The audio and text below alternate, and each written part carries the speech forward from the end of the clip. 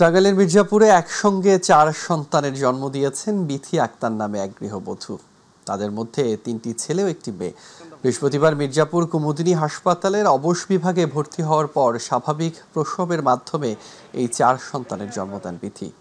অকাল প্রসূত হওয়ায় প্রতিটি নবজাতকের ওজন মাত্র 1 কেজির মতো।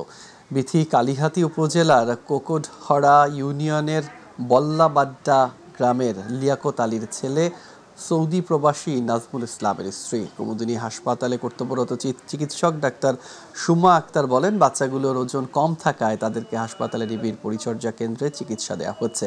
মা ও সন্তানদের সঠিক চিকিৎসা নিশ্চিত করা হচ্ছে।